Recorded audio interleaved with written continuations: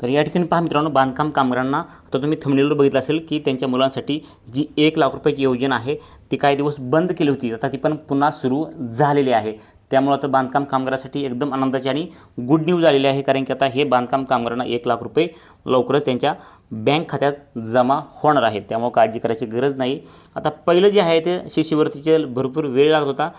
आता जर अर्ज केला त्याला 1 वर्ष 2 वर्ष किंवा 5-6 महिन्यांनी त्यांना बँकेमध्ये पैसे येत होते, परंतु आता हा जो मी 1 लाख रुपयाचा अर्ज केला तर तुम्हाला जास्त वेळ थांबायची गरज नाही आणि जास्त वाट पाहायची गरज नाही। डायरेक्ट तुम्हाला या ठिकाणी अर्ज करायचा आहे आणि फक्त 60 दिवसामध्ये तुमच्या बँक अकाउंटमध्ये हे 1 लाख रुपये आणि दुसरे या ठिकाणी पहा साईडला दिलेले आहेत हे 60,000 आणि दुसरे या ठिकाणी पहा हे 1 लाख रुपये तुम्हाला तुमच्या बँक अकाउंटमध्ये पाहण्यासाठी भेटतील। किती दिवसात? फक्त 60 दिवसात। त्याचा प्रूफ पण तुम्हाला देणार आहे, तुम्हाला पाहिजे असेल तर मला कमेंट करा। तर या ठिकाणी हा शासन निर्णय तुम्ही पाहू शकता कधीचा आहे। हा शासन निर्णय जे आहे ते 13 जुलै 2026चा आहे। 13 जुलै 2026 म्हणजे आत्ताचंच आहे ते जुलै महिन्यामधला। तर आपण बघणार आहोत की 1 लाख रुपये आणि 60,000 रुपयासाठी तुम्हाला अर्ज कसा करावा लागणार आहे, त्यासाठी तुम्हाला पात्रता आणि निकष काय आहेत, वित्तीय सहाय्य काय आहे आणि आवश्यक कागदपत्रे काय आहेत आणि ह्या योजनेचं महत्त्वाचं म्हणजे नाव काय आहे, संपूर्ण बघणार आहोत। 2 योजना बघणार आहोत। पहिली योजना आहे 1 लाख रुपयाची आणि दुसरी योजना आहे 60,000ची। तर 1 लाख रुपये आणि 60,000चे या दोन्ही योजना वेगवेगळ्या आहेत। दोन्ही योजनांचे नाव वेगवेगळे आहेत आणि दोन्ही योजनेसाठी या ठिकाणी आर्थिक सहाय्य वेगवेगळं आहे। त्यामुळे सविस्तर हा व्हिडिओ बघा। तुम्ही जर आपल्या चॅनलला आणखीन सबस्क्राईब केले असेल तर चॅनलला सबस्क्राईब करा, व्हिडिओला लाईक करा, कारण की बांधकाम कामगाराचे रिलेटेड भरपूर असे व्हिडिओ आपल्या चॅनलवर तुम्हाला पाहण्यासाठी भेटतील। नोंदणी केल्यापासून त्यांना रिन्यू कसं करायचं आहे, त्यासाठी अर्ज कोणकोणते आहेत, तुमचा अर्ज करताना चुकला तर त्या ठिकाणी काय करायचं आहे, म्हणजे असे भरपूर बांधकाम कामगाराचे जे प्रश्न आहेत ते आपल्या चॅनलवर तुम्हाला सोडवण्याचा प्रयत्न केला जातो। आता या ठिकाणी पहा, तुम्हाला सांगतो की आपण आजच्या व्हिडिओमध्ये काय काय बघणार आहोत। तर या ठिकाणी पाहू शकतात पहिले जे आहे ते बांधकाम कामगाराचे हे 1 लाख रुपये कसे मिळवायचे आहेत। त्यानंतर 2 नंबर जे आहे ते या ठिकाणी हे 60,000 रुपये बांधकाम कामगारांना कशा प्रकारे मिळतील लवकरात लवकर, कारण की ते पण मी सांगणार आहे। कारण की भरपूर बांधकाम कामगार या ठिकाणी कमेंट आले होते की सर आम्ही शिष्यवृत्तीसाठी अर्ज करतो परंतु आम्हाला पैसे भेटत नाहीत। जवळपास 6 महिने झालं, 7 महिने झालं किंवा वर्ष दीड वर्ष आमचे शिष्यवृत्तीचे अर्ज मंजूर होत नाही आहेत। तर या ठिकाणी अशा प्रकारे तुम्हाला सांगणार आहे की त्याचा उपाय काय आहे आणि तुम्हाला लवकरात लवकर पैसे कसे भेटतील। तर या ठिकाणी पहा आणखीन एक योजना आहे निवासी सैनिक शाळांमधील शिक्षकांकरिता सहाय्य योजना। ही एक ह्यामध्ये योजना जोडलेली आहे, कारण की अगोदर नव्हती परंतु आता ही एक योजना यामध्ये जोडलेली आहे। आणि पहा या ठिकाणी परदेशात पदव्युत्तर पदवी व PhD सहाय्य योजना, ही एक योजना एक्स्ट्रा आणखीन जोडलेली आहे यामध्ये। तर मी तुम्हाला अगोदर सांगितलं आहे की यामध्ये योजना जोडल्या आहेत, काय जुन्या योजना ज्या आहेत त्यामध्ये बदल करून ह्या नवीन योजना या ठिकाणी टाकलेल्या आहेत। आणि त्यानंतर पहा या ठिकाणी मूलभूत वस्तूसंच बेसिक आयटम किट सहाय्य योजना। आता ही ह्यामध्ये किट भेटणार आहे विद्यार्थ्यांसाठी, जी बेसिक त्यांना जो गरजेची वस्तू आहेत त्यांच्यासाठी ही किट असणार आहे, परंतु कोणत्या वर्गातील विद्यार्थ्यांना भेटणार आहे ते या ठिकाणी पहा। आता 1ली 2री 3री 4थी 5वी 6वी 7वी 8वी 9वी 10वी 11वी 12वी ही मुलं आहेत, परंतु कोणत्या येतात म्हणजे आता 1लीच्या मुलांना भेटणार का, 1ली ते 5वीचे भेटणार का, 6वी ते 8वीमध्ये भेटणार का, 8वी ते 10वी असं या ठिकाणी सांगितलेलं आहे। परंतु कोणत्या मुलांना भेटणार आहेत हे पण तुम्हाला मी फिक्स सांगतो, परंतु व्हिडिओ संपूर्ण बघा। चॅनलला तुम्ही सबस्क्राईब केले असेल तर चॅनलला सबस्क्राईब करा, व्हिडिओला लाईक करा बांधकाम कामगाराचे असेच नवनवीन व्हिडिओ पाहण्यासाठी। चला मित्रांनो, पहिल्यांदा आपण बघूयात की बांधकाम कामगारांना हे 1 लाख रुपये मिळवण्यासाठी अर्ज कसा करायचा आहे, ह्या योजनेचं नाव काय आहे, त्यानंतर ह्याची पात्रता काय आहे, त्यानंतर योजनेसाठी ह्या योजनेमध्ये निधी किती भेटणार आहे आणि आवश्यक कागदपत्रे कोणकोणती आहेत हे आपण अगोदर सविस्तर बघूयात। तर पहिल्यांदा पहा की वैद्यकीय पदवी सहाय्य योजनेचं नाव आहे, आलं लक्षात। आता आपण बघूयात की पात्रता आणि निकष काय आहे। तर पात्रता निकष ते आपण बघूयात। तर मंडळाअंतर्गत नोंदित सक्रिय जीवित बांधकाम कामगाराच्या पहिल्या 2 पाल्यांना वैद्यकीय क्षेत्रामधील कोणत्याही पदवीकरिता कोणत्याही शैक्षणिक वर्षामध्ये शिक्षण घेण्याकरिता शैक्षणिक सहाय्य म्हणून राबविण्यात येणाऱ्या सदरच्या योजनेत पात्रता निकष खालीलप्रमाणे आहेत। तर निकष कसे आहेत खालीलप्रमाणे, तर पहा पहिला निकष आहे या ठिकाणी पहा मंडळांतर्गत नोंदित सक्रिय जीवित बांधकाम कामगाराच्या पहिल्या 2 पाल्यांना वैद्यकीय क्षेत्रामधील कोणत्याही पदवीकरिता कोणत्याही शैक्षणिक वर्षामध्ये शिक्षण घेण्याकरिता शैक्षणिक सहाय्य म्हणून राबविण्यात येणाऱ्या सदरच्या योजनेच्या पात्रता निकष खालीलप्रमाणे आहेत। तर या ठिकाणी पहा पहिलं पात्रता निकष आहे नोंदित जीवित सक्रिय बांधकाम कामगाराचे पहिल्या 2 पाल्य योजनेकरिता पात्र राहतील आणि तसंच बांधकाम कामगाराचे पती पत्नी सदर योजनेसाठी पात्र राहणार नाहीत। पती व पत्नी दोघेही बांधकाम कामगार म्हणून जर मंडळाकडे नोंदित असतील तर अशा वेळेस एकच लाभ आणते राहणार आहे। पदवीच्या कोणत्याही शैक्षणिक वर्षात उत्तीर्ण झाल्यानंतर त्या उत्तीर्ण वर्षासाठी या योजनेच्या लाभाकरिता सदर पाल्य पात्र राहील आणि वैद्यकीय क्षेत्रामधील पदविका पदव्युत्तर पदविका अभ्यासक्रम सदरची योजना लागू राहणार नाही आहे. आता या ठिकाणी पहा, वित्तीय सहाय्य किती आहे तुम्ही या ठिकाणी पाहू शकतात. तर वित्तीय सहाय्य जे आहे ते 1,00,000 रुपये आहे. तुम्ही या ठिकाणी पाहू शकता. सदर योजनेअंतर्गत रक्कम 1,00,000 रुपयापर्यंत प्रति पाल्य प्रति वर्ष इतक्या लाभाची रक्कम बांधकाम कामगाराच्या बँक खात्यामध्ये वर्ग करण्यात येणार आहे. त्यानंतर पहा, आवश्यक कागदपत्रे कोणकोणती. तर पाल्याचं आधार कार्ड, ओळखपत्र. त्यानंतर पाल्य ज्या महाविद्यालयात पदवी करिता आहे त्या महाविद्यालयाचे ओळखपत्र आणि चालू वैद्यकीय वर्षाचे बोनाफाईड प्रमाणपत्र आणि उत्तीर्ण वर्षाची गुणपत्रिका. तर या ठिकाणी पहा, तुम्हाला आवश्यक कागदपत्र कोणकोणती पाहिजेत हे तुम्ही बघितलेलं आहे. तुम्हाला तुमच्या मुलांचं आधार कार्ड, त्यानंतर ज्या विद्यालयात शिकत आहेत, ज्या महाविद्यालयात शिकत आहेत त्या महाविद्यालयाचे जे ओळखपत्र आहे ते घ्यायचं आहे आणि चालू शैक्षणिक वर्षाचे बोनाफाईड आणि उत्तीर्ण वर्षाची गुणपत्रिका. तुम्हाला हे 5 कागदपत्र तुम्हाला या ठिकाणी आवश्यक कागदपत्र म्हणून सांगितलेलं आहेत.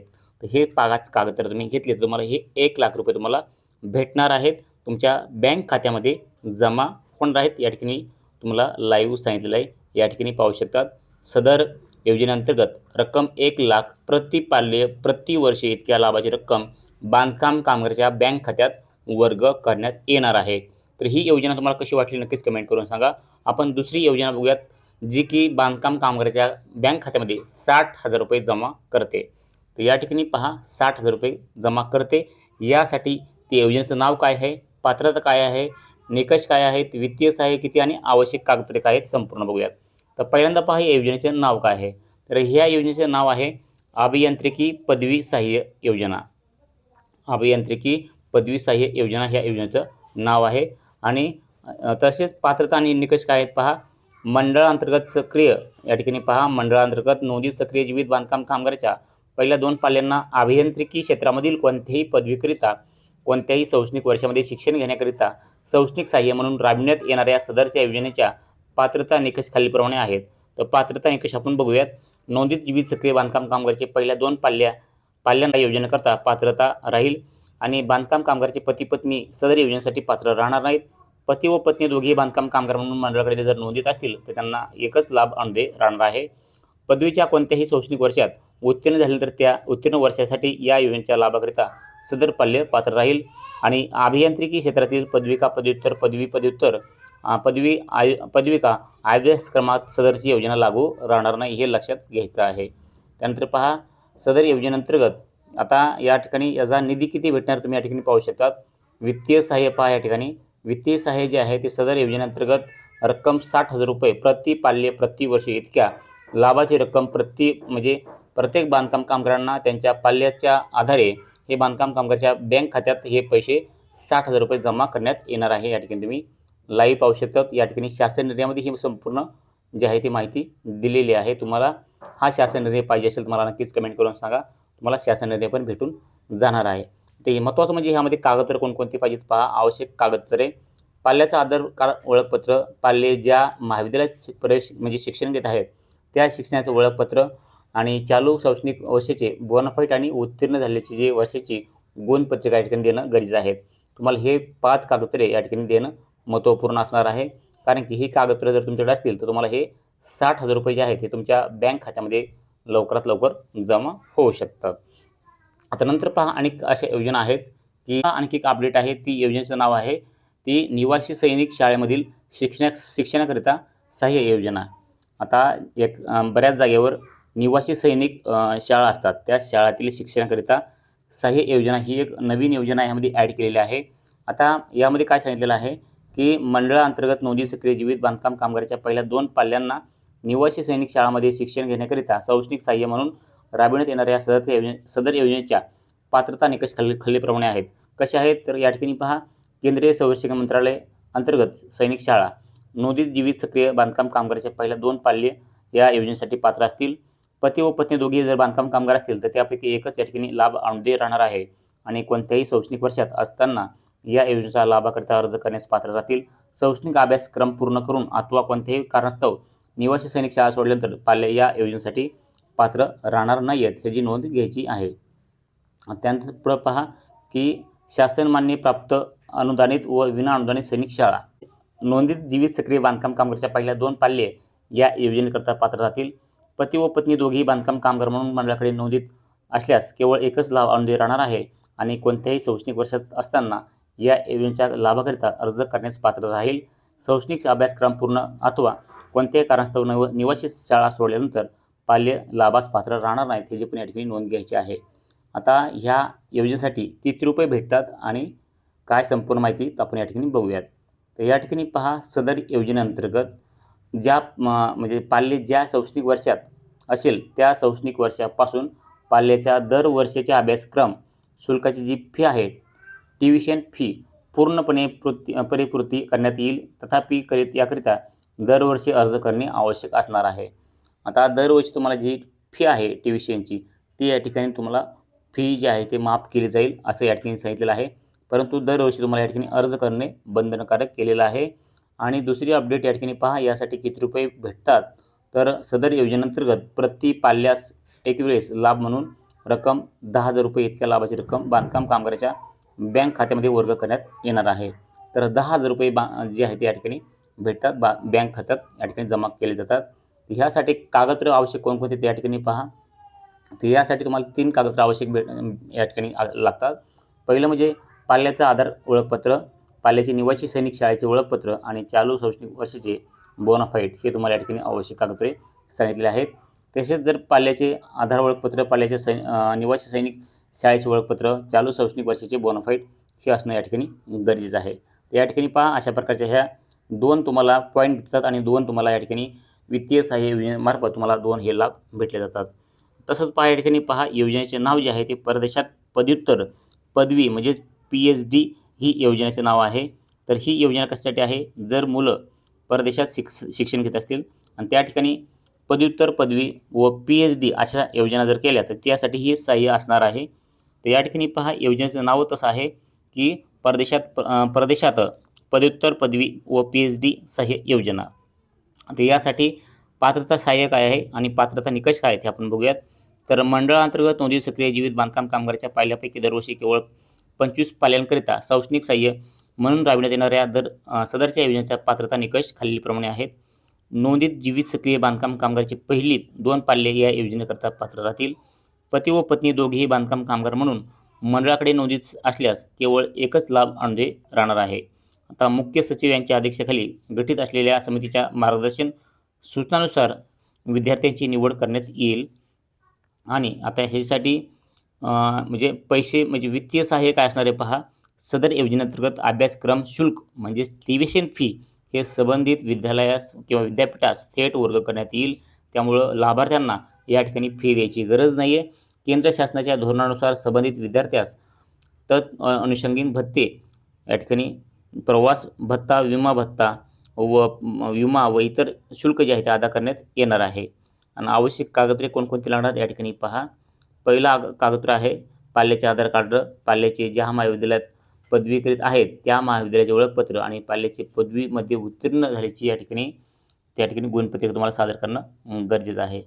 त्यानंतर पहा, विशेष म्हणजे आता ही गोष्ट जी आहे ते नवीन असणार आहे, कारण की ही योजना पण नवीनच ॲड केलेली आहे नवीन. आणि सर्वात महत्त्वाचं म्हणजे ह्या योजनेमध्ये विद्यार्थ्यांना या ठिकाणी एक किट भेटणार आहे, बेसिक किट. ही बेसिक आयटम किट काय आहे संपूर्ण समजून घेऊयात. संपूर्ण व्हिडिओ बघितला त्याबद्दल धन्यवाद. परंतु हे महत्त्वपूर्ण आणखी एक व्हिडिओ आहे. आता ही बेसिक जी आयटम किट आहे कोणत्या विद्यार्थ्यांना भेटणार आहे हे जाणून घेण्याचं महत्त्वाचं आहे, कारण की आतापर्यंत ही भेटत नव्हती परंतु आता ही भेटणार आहे. तर या ठिकाणी पहा, ही किट जी आहे ती कोणत्या मुलांना भेटणार आहे आणि कोणत्या विद्यार्थ्यांना भेटणार आहे हे संपूर्ण बघूयात, कारण की ही जी आहे ती या योजना नवीन ॲड केलेली आहे. तर या ठिकाणी पहा, योजनेचं नाव काय आहे, तर योजनेचं नाव असं आहे की मूलभूत वस्तू संच म्हणजेच बेसिक आयटम किट सहाय्य योजना असणार आहे.